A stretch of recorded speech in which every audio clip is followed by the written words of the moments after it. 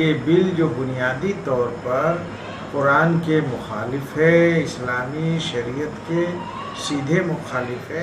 رہ گئی بات ترمیمات کی جس کا حوالہ دیا جا رہا ہے، وہ تو ان سزاؤں میں ترمیم کی بات ہے جو طلاق دینے والے کے اوپر اس بل میں عائد کی گئی تھی۔ اس میں صرف اتنی ترمیم ہوئی کہ یہ بل پہلے غیر ضمانتی تھا، اب ضمانتی دفعہ ہو گئی ہے۔ اس میں پہلے صلح کی بات نہیں تھی، 3 طلاق کے بعد اب صلح کی بات آئی ہے۔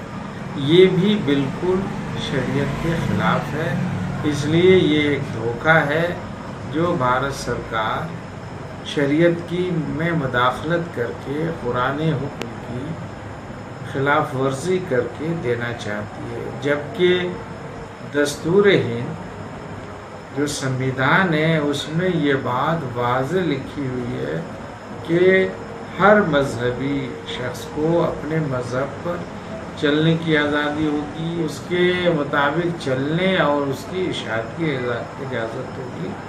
تو یہ بل بنیادی طور پر قرآن اور حدیث کے خلاف ہے، اس لیے کسی صورت میں یہ مسلمانوں کی کسی طبقے کے لیے قابل قبول نہیں۔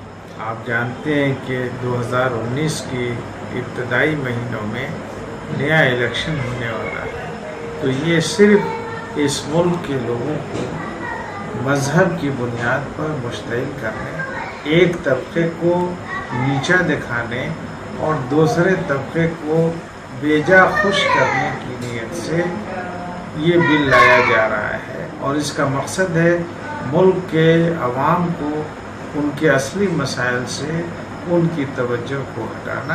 اس لیے مسلمانوں کو نہ کسی طرح مشتعل ہونا ہے، نہ پروپیگنڈے کا شکار ہونا ہے۔ یہ بات مسلم پرسنل بورڈ طے کرے گا کہ یہ ترمیم بھی ناقابل قبول ہے، اور یہ شریعت میں مداخلت اس بل کے ذریعے جیسے پہلے ہو رہی تھی اب بھی ہے۔